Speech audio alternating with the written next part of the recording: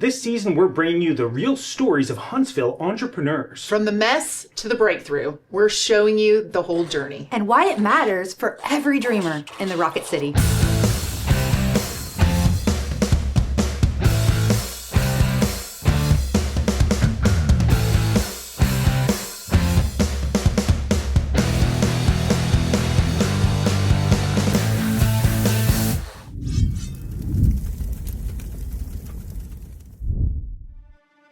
Rick's gift was clear early on. His ability to connect with animals became the center of his life.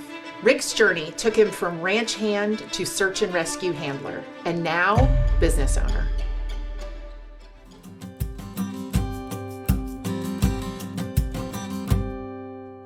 I'm Rick Markum, owner and founder of Impactful Canine. I really got into training pet dogs is because I wanted people to have the same relationship I had with my dogs, be able to go out and do things with their dogs, have fun with their dogs, enjoy their dogs, instead of just leaving it in the backyard because they can't control it. I was working a ranch at 14 when I met my first working dog. It was a red heeler, and I just fell in love with working dogs, and I just wanted to keep on working with dogs and having dogs as a partner. I thought about getting involved with search and rescue. I can help people without people, right? I'm not in the spotlight. I'm not supposed to be in the spotlight. I don't like to be in the spotlight. I can do that and do my job at the end of the day, help people, and go home. No one knows my name. I wanted people to have the same relationship I had with my dogs. In order to do that, you have to understand dogs. To actually enjoy the dog as a family member, as a friend and a companion. It's hard. It's hard to be a business owner. Rick, tell us, what's the hardest part of being a business owner? Well, scheduling, right? Trying to find the balance where I can have the time that I need for my own dogs, the own personal things I want to do, and the overwhelming involvement that I have to be in my own business, working in my business instead of on overwhelming? Is that the word? Overwhelming. The crippling, overwhelming, non-stop downward external pressure. Excuse me, you're giving me a little stress Sorry, right now. is that I was trying to be relaxed. That would be it. Yes. What's the source? What's the trigger, right? Yeah. I tend to want to get as much as I can and do as much as I can, and so that I overschedule myself and I allow no time for myself. In fact, actually, 90% of dog trainers I talk to only work 6 clients. I do anywhere between 20 to 25 clients a week. I was going to say, is that in a day? Because that's your schedule, You said right? 20 to 25? It seems like you might be like overextending Just- a tiny bit. Just a little bit. So what's that about? I need to get this done because you always want to stay in the game and you always want to have that steady flow of, money, because we do this for money, but also I really want to help as many people as I can. Okay, fine, but Yeah. like, is What this are a you going to quantity help if to you're quantity? like... Yeah, if you're falling out and like can't even make it to the next. I mean, like you're talking about scheduling, and it seems like it's not. That's not what it is. It's Yeah. deeper than that. So it's more that he is everything in the business. Yeah. Yes. Right? Yeah. And so a lot of times we don't realize this. Like when you're doing we're your own just- schedule, like all of it yourself. Well, Yeah. I finally hired 2 people. One started off as admin, but she's now a trainer. I did hire an admin, and I'm starting to train her, but still at the point, I was doing everything for almost 2 years. There's only so many hours in Yeah. a day. And if you're trading dollars for hours, there's rarely going to be enough to have your business survive. At some point, all of the hours are filled, and you're looking at it thinking, how do I grow this thing? You're also thinking, like, how many more nights of sleep can I skip? Entrepreneurs that I've talked to also say they have a $70,000 job. And they're like, okay, well, all I have to do is make $70,000 and I'll replace that income. In Right. order to bring home that $70,000, you need $140,000 of revenue. Go do it. I know it's scary, and I don't want people to not become entrepreneurs because it's too much of a leap, but you need to know what you're getting into. Yeah. And that's what I did. I left a almost 70K a year job to do this, and I thought, okay, yeah, I just need to do this. And it started off, I found out real fast, like, no, this does not not it. add up. Yeah. My overhead is way too high. So it's all glitz and glamour. Yeah. People think like business owners have all this money, There's right? no blitzing. That's an illusion. Yeah. There It's smoke and mirrors. No, it's pain and suffering. This is like, if you love Is pain and this the suffering. anti-entrepreneur Come on. show? I know. I know you love what you do. I could Yep. see it. I could see it. We're like, oh, we love what we do, so we're just gonna book 30 clients. It's fine. We'll book 30 and just serve because we love what we do, and it's fine. It's Yeah. fine. It'll be fine. I'm scraping by, but at least I love what I do, and that's real shaky. Yeah. It's not sustainable. And I gotta say, man, I mean, if that's where you're at, something's gotta change. Yeah, no, it does have. I mean, I'm reaching fatigue and burnout pretty fast. Yeah. So do you also have other businesses, or this is it? This is the business. This supports you. This needs Yeah, support. this is the only thing I do right now. Yeah. As of right now, yeah. Yeah. What right. happens if this doesn't work? I go back to working at 9 to 5. What happens to your dreams around the search and rescue? They pretty much go away because there's no way I could work a 9 to 5 and still have 4 working dogs, which I currently have right now. Right. Each dog is almost like having a part-time job. Yeah. And so you Yeah. have 4 part-time jobs along with the business that you're trying to run. He's training someone to deal with scheduling. Though. It's fine. Everything's fine. This is totally fine. Yeah. But there's so much more at stake than just going back to the 9 to 5. You sound excited about it. Yeah. Pretty excited. So excited. So it needs to happen. It needs to happen. It needs to happen. If it doesn't happen, the business dies. Yeah. I just want to make sure I understand the situation here. You were willing to make some commitments about what you're going to do. Yeah. And are you up for it? I am. Up for a That's challenge? right. Something has to be done.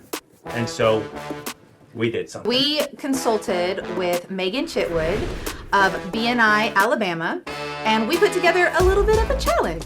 Yeah, good luck. Yeah. Good luck. And let's Let's bring bring her. on Come in Come on in, Meaghan. Yeah. The woman herself. So first thing I heard was you're having challenges with scheduling. I am. So one amazing tool that I came across is writing down what your ideal calendar would look like. What are you doing morning, noon, night, literally every hour of the day? What would that ideal look like so that you can then see how much time you actually really do have? Okay.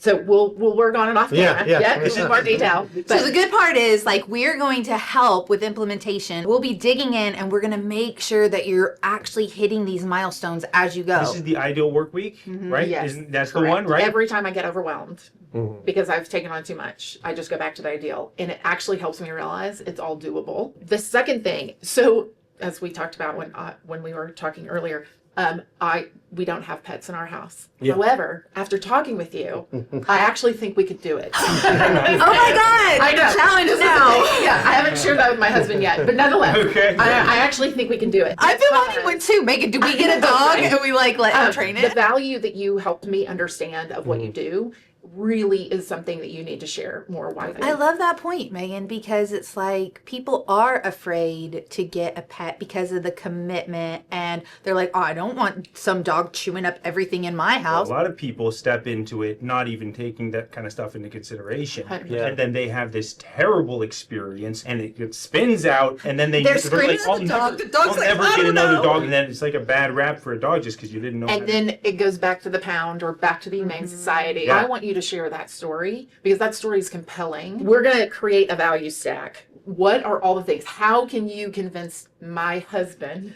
to come off the money it would take for us to have a well-trained dog? That messaging is going to work for anybody. a value stack. This is So- something you get at the Burger King. Off the 99-cent menu. We It need comes your... with the large fries. When you're asking someone to spend money, and usually it's a large quantity of money, you want to basically be able to explain why you're providing 10x the value of it. Getting into the Be Nice space, we need to create a referral network built just for your business. What you really need is vets, boarders, groomers, because all of those people are seeing the dogs that have the behavior problems. Where is your customer before they know they need you? They're having trouble getting their dog into the vet, right? Or the vet's worried about getting bitten, or they're getting kicked out of doggy daycare. They're like, I don't know what to do. You're the person that knows everything about animals. Tell me what to do. Right. You'd be the first name out of their mouth. 100%. But how does BNI help with that? First, the work that needs to be done is we got to create the list, and that becomes your weekly presentation. In our weekly presentation, we're going to say, this is what you're going to say That's so when important. you meet this vet. Someone's like, hey, I want to talk to this person. I'm like, you're like, okay, I know "Ooh, that I person, don't but I don't really know how to. Like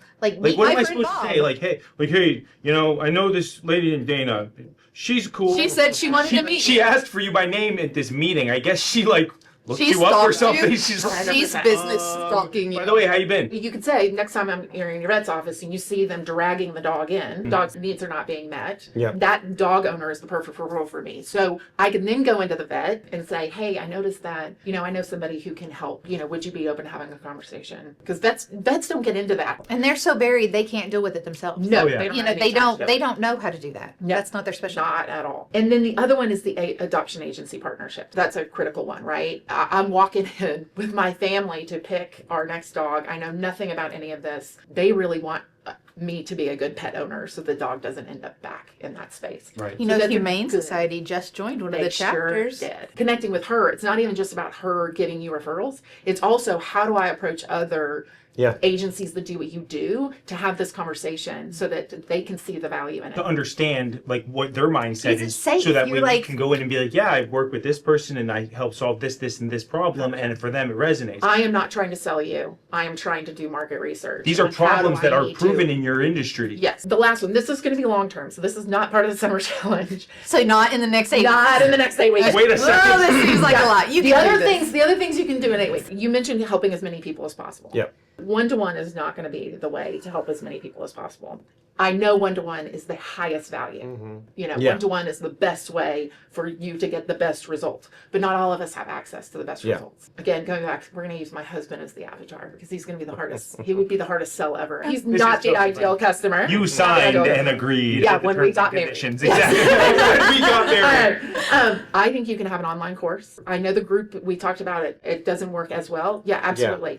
But what's going to happen is we're going to try and do it by ourselves, and then we're going to this online training isn't working. Yeah. I got the knowledge, but I don't know how to do it. Yeah. You get the awareness of it. That's what the online training does. Group gives me a little bit. It's like going to the driving range taste. when you're golfing, but you still don't know how to play a full round of golf. And then when you get into mastery, it's like, okay, I'm playing a full round of golf and I'm getting better and better and better. Think of it that way. People can access this at a much more accessible point, and as they learn about it and understand their problem better, you've got a qualified lead. Yeah. This is someone who gets that 100%. there's a problem. They've got to know that you know what you're talking about and that you can actually fix the problem that they have. And it generates revenue Yeah. without you having to be one-on-one with them every single time. You probably feel overwhelmed. Oh, absolutely. Yes. It's completely normal at this point to feel overwhelmed. Lucas was I don't even have any actions before on the you. list, and I'm Okay, like, so say we're at the end of the summer. What do you think this is going to change for you? It's definitely going to be able to increase the time that I start spending with my own dogs and kind of get a little bit of myself back and my peace. Can you Because- see the light at the end of the tunnel? Well, I am nervous to see how it all pans out and that I can stick to it. you have the ability to do these things, right? Yeah. So who's standing in the way? Well, the only person that'd be standing in the way is me. So 100%. there you go. So there it is. It's hard. We're going to create a scorecard. Okay. Okay, your lagging indicator is how many clients do you have, right? And Yep. we've got leading indicators that we're going to have. How many one-to-one meetings are we going to have with that list? How many people are we going to add to that list on a continuous basis? How many of those conversations with Humane Society kind of people are we going to have? All of those kinds of things. If we do this well, you're going to get the door opened for you and walked right in. I want to go next. How do I be a contestant? No, I want you to do it. Mom. I can't wait to see what happens running the gauntlet. Let's go. Let's Good luck. go. Katie's story isn't just about building a business. It's about carrying the weight of her family while trying to create freedom for their future. My name's Katie Parker. I'm the owner of North Alabama Corporate Cleaning. I started the business a few years ago. I was working a 9-to-5, fresh out of college, struggling to pay the bills. I was also working a second job, bartending on the side just to make ends meet. And so I would work from 9 to 5 and I would go to the bar from 5 to 2 a.m. So I was just constantly racing my brain with what can I do outside of corporate America and be my own boss, really work for myself and make my own income and put matters into my own hands as to how much I can make a year. I moved back home to take care of my nephews with my sister. My sister was having some hurdles raising her kids, and so that's when I stepped in. I moved back to Huntsville, finished my degree at MTSU online. This was during COVID, the brink of COVID, so we were all at home. There was nothing to do but think about What can I do? What can I be doing? What am I going to do with my future when all of this is over? Now I've got 2 young boys that are looking up at me, watching every single step that I make. It was really important to me to figure out what I was going to do to be that leading example for them and really take a turn and show them that there's more to life than every hardship they've been through. I've done a few things, but the cleaning business really was what stuck with me. I did a couple jobs. I finally figured out how to start finding some clients. It really just took off. Things were going great. And then that's when my brain really started to think about, okay, how can I really make this much bigger than this? How can I turn this into something that is beyond me, that can go to my nephews or my sister or really take care of any kids that I may have in the future. Started networking. And that's when I was introduced to the vendor world. It was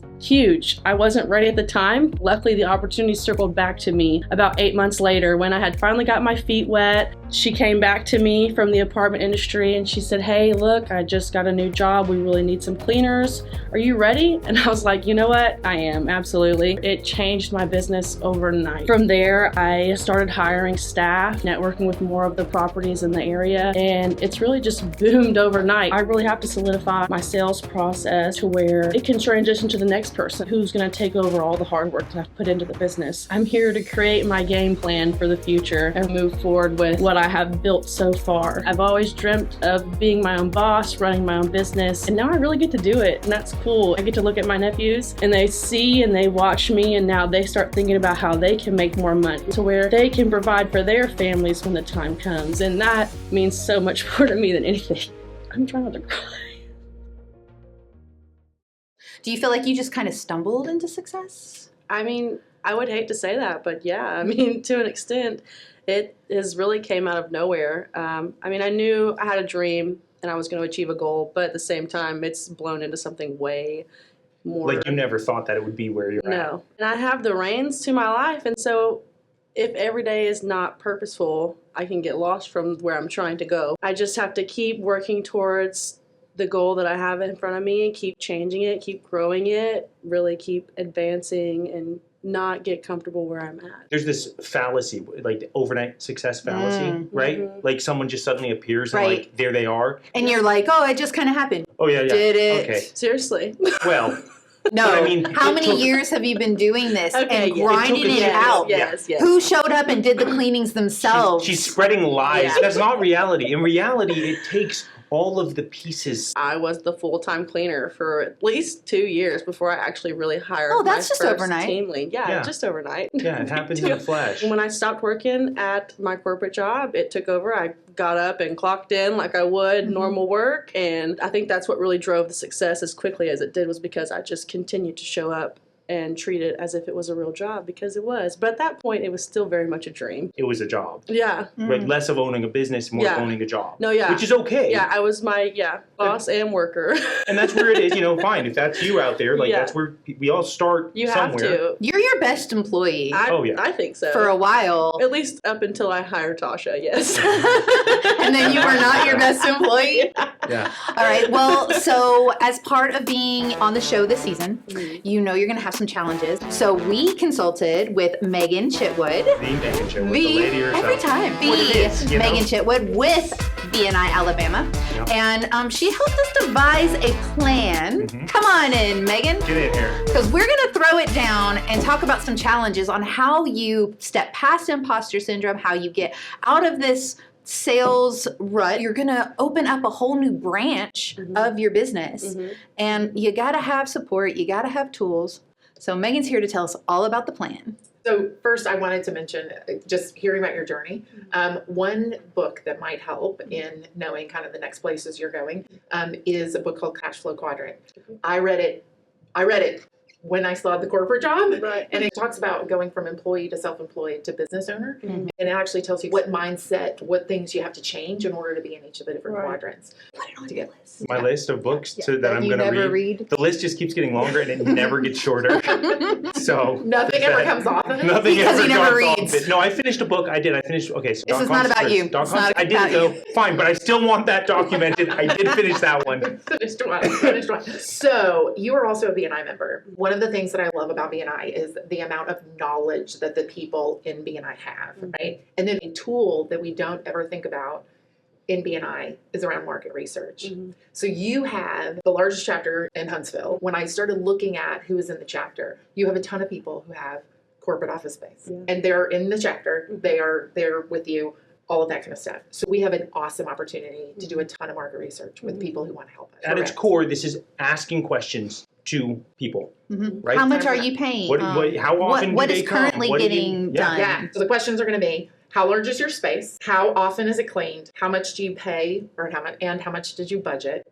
What do you like and dislike about your current cleaner, and why would you consider switching? Did you memorize those? Absolutely. Got it all. That's okay because I'm you ready get the to takeaway. Right, and you're not going to sell them. You're not asking them, like, and I would say upfront. I'm not We're trying to not sell. asking you. Of course, these are all, Right. let's say you say to someone, hey, what's your square footage? And they're like, I mean, that's a great opportunity to be like, why don't I come by and check out the space? Well, yeah, absolutely. That's going to be our second part, is we're going to test the sales process as well. You have an attention to detail that I don't think other corporate cleaners have. Yeah. You walk in and you immediately are starting to assess, like, what is not clean about the space. Oh God, did you Don't get assess stressed ours? out. I know. Did you That's assess exactly ours? I started thinking of things that were She was probably doing it. Did you? Oh my She was gosh, probably Katie. doing it. Yes, based on what I know about Okay, you. you know what, Katie? You were Keep it to checking everything yourself. out. You were checking everything out. This is all market research. You're not expecting anyone to change to you at all. Right. You just need to get the information. Right. Have you done something like this? No, and Ever? I haven't really. I know market research is a necessity, but I haven't really figured out exactly what those specific questions are to ask. So, I mean, this is like, fantastic. yeah. Yeah. You can't go, because I tried. Right. You can't go and say, what is the Huntsville market for blah blah blah. Right. It's Yeah. not, Yeah, it's that's one thing I've non-existent. tried. It's like how do you do market research? That's Yeah. exactly Yeah. it. People are like, I'm going to start a business, or I'm running a business, but I don't know how. They know Yeah. they've heard of it before. Like, those are the questions that I have. Those are the questions that I want to ask. Who do I ask them to? And I never really thought to utilize That's what I was my going to say. BNI family Guys. to that extent. But honestly, I mean, that's a great 100%. place to start. It's perfect. And then take it cross chapter, Mhm. because you're going to hear from one insurance agency, Mhm. and then you go and just test it off with a couple of others. Right. Again, I'm just doing market research, and Right. I just need some information to know that I'm on the right track for my business. Awesome. So am I just allowed to like steal these little things along the way and do them? Because I feel like You these can are. take notes. I if don't you know want why to. I never thought to just do that. That's genius. All right, the second part, I hate sales. I don't say I'm in Sort of. sales, but everyone says, oh, no, you're a salesperson. Mm-hmm. Maybe I call it leadership and influence. Yeah. Anyway, whatever. That's Whatever right. you want to call it to It's make the it feel comfortable. The Sandler selling system was the one that felt most comfortable to me when I had to put a sales process in place. Sandler? Sandler sales. Like Adam Sandler? Sandler? That it is, but it's not Adam. but it's I not can't him. remember. I know. It was Sandler. The Sandler Some other selling Sandler. system. The Sandler selling system. Selling And I system. learned it on CDs. CDs, 6 CD set. So What I is don't know what a, this Hopefully, is. Apple's got it. Yeah, maybe Apple has it. Maybe I still have my CDs, but we'll have to find a player. The reason why I think this is the best system for you is because you're not actually selling. Mm-hmm. You're consulting with someone to see if you can help them. Right. And I feel like that feels more comfortable Yeah. to you. Mhm. Like, I just want to see if I can help. If I can't help, it's okay. Right. So that process is first building rapport, the upfront contract. So again, when we were saying, I'm just doing market research, go ahead and make that your upfront contract. Then we're going to go to the paying. Mhm. Then we're going to go, what's the budget? Then we go to, what do you need to make a decision? Who needs to be a part of the decision? Mhm. And then let's get going. And then the post-it. Right. So again, it just like helped me just know, okay, Mhm. this is where I am in the whole process. And I'm just going to do this process over and over again. Like I said, I learned it on 6 CD set.